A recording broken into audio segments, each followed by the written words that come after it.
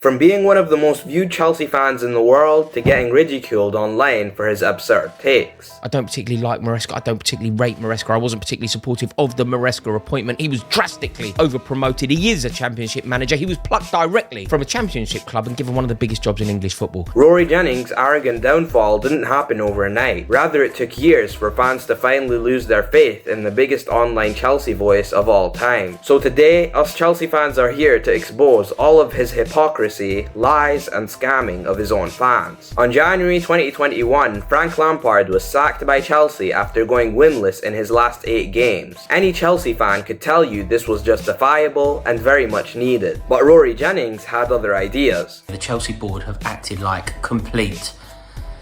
they've acted appallingly and in an abhorrent fashion. This is now a club who have sacked Chelsea's greatest ever player in his first blip. Everyone who sits on that board is an utter disgrace. And the lack of respect that have been shown here to the man who captained Chelsea to a Champions League is outrageous. It's unfathomable. This is a hateful club. This is a hateful board. And everybody involved in this decision should really hang their head in shame. I think it's so unjust. I think Frank Lampard is ultimately paying the price because Roman Abramovich's brand new toys didn't perform. And then he went on to say Thomas Tuchel would be sacked by Chelsea and accused him of starting problems with every boardroom. And as a result, as soon as Thomas Tuchel became available, being sacked from Paris, by the way, he was sacked because, get this is the best bit, sacked. Wherever he's been, this geezer, he's had big issues with the board. Whatever club he's been at, the board, he leaves that club in a terrible sense. How do you reckon this one's going to end?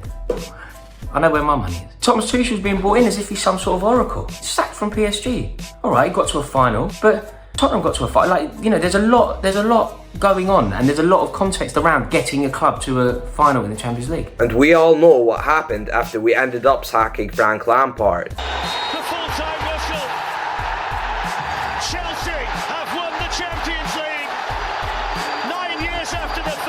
And if that wasn't bad enough, on January 2023, Frank Lampard was sacked by Everton this time, after winning only 3 games out of 20 and putting them in a relegation battle. But Rory Jennings still found a way to defend him, saying he was the least of Everton's problems. If I were to make a list of the 10 problems wrong with Everton Football Club, I wouldn't put Frank Lampard on it. We shouldn't judge Frank Lampard too harshly because he has failed at Everton. When you look at the other managers that have failed at that club, it doesn't really reflect badly on Lampard. And throughout the whole of the 2023-24 season, Rory was always the first person to voice his opinion on Mauricio Pochettino. After every game, he would make a video either blaming the manager or the board for the loss. But Pochettino is getting so much right. This team are coming together. Chelsea being relegated is now a distinct and real possibility. I hate Mauricio Pochettino. I genuinely do. Everything that Chelsea Football Club are, everything that Chelsea Football Club represent is being eroded by greed in the boardroom and by Tottenham in the dugout. He will go down as one of Chelsea's worst ever managers and, more importantly, one of Chelsea's worst ever appointments. Mauricio Pochettino has left Chelsea. I do not believe that we are literally talking about Mauricio Pochettino leaving Chelsea off the back of what he's done at the club. And after hiring Enzo Maresca, Rory Jennings was the first to call him unfit for the job and downplayed his promotion with Leicester. While I was away, I was reading up on Maresca and I was trying to find the lineage that would help me comprehend this appointment, and it basically doesn't exist. The only draw can be Guardiola. It can't be Palmer, it can't be getting Leicester promoted. I mean, that's hardly noteworthy, is it? If you are the Leicester manager, with that team, the size of that club, the stature and history of Leicester City, of course you're expected to get back to the Premier League. So I'm trying to deduce and fathom a reason as to why he's been given the Chelsea job, and it's basically his association with Pep Guardiola. And then he proceeded to call Pochettino a top 15 in the world manager. We've replaced Mauricio Pochettino, who objectively has to be in what? The top 15 managers in the world, with Enzo Maresca. We've replaced the manager in Pochettino with pedigree and a track record,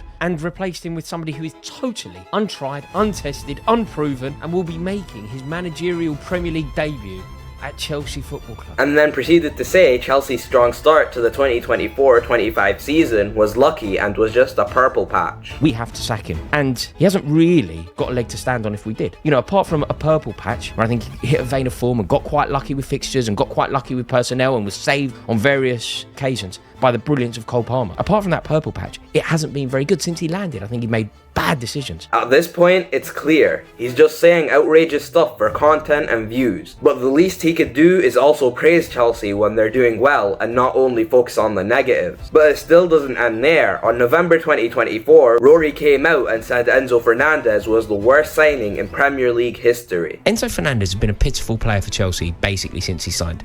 Enzo Fernandez has been one of the worst signings that Chelsea have ever made. When you think about the money that we spent on him and the expectation level and what we wanted him to do for the team, there is no way that he gets anywhere near Chelsea's starting lineup. Combine it with the way that he behaved in the summer, and then Enzo Maresca's decision to give him a captain's armband. I think it's been one of the worst signings that the Premier League has ever seen, not just one of the worst Chelsea signings.